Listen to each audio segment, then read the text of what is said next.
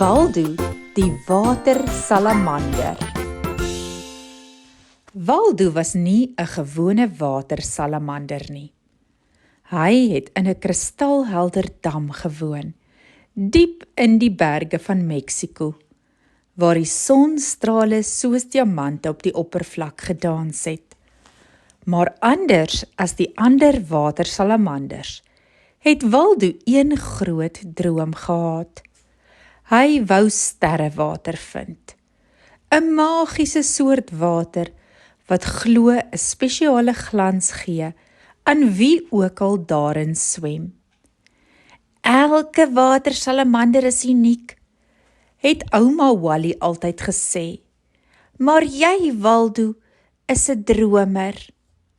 Op 'n oggend toe die dam stil was en die paddas nog gaap, het Waldo besluit, vandag begin sy avontuur.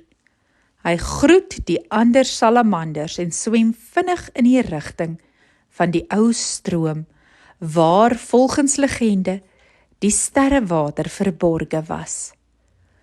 Onderweg het hy 'n geselsie aangeknoop met Gigi, die giggelende goudvis, wat hom gewaarsku het oor die brommerbos.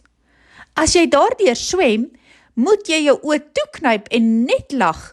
Dis die enigste manier om deur te kom. Met glimlag en borrels het Waldo swem deur die bos van brommerblare, gelag tot sy brankies gebewe het. Na die bos kom hy by die groot koraalgrot, waar hy 'n raaisel moes oplos om in te gaan.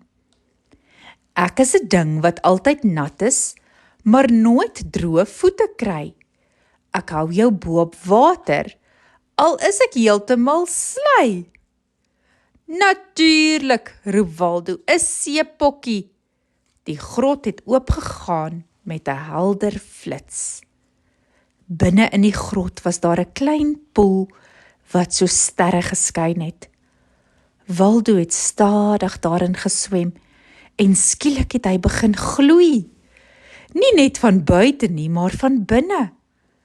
Al sy vrese het verdwyn en sy hart het gevoel soos 'n klein vuurwerk. Toe hy terugkeer dam toe, het die ander watersalamanders hom omsingel. Wat het gebeur, Waldo? Vra hulle. Ek het nie net sterrewater gevind nie, sê Waldo met 'n glimlag. Ek het geleer dat as jy drome jaag met 'n oop hart, jy iets veel mooier vind, jou ware glans. Die dam het stil geword en toe 'n fontein van borrels. Almal het begin droom, swem en gloei soos Waldo.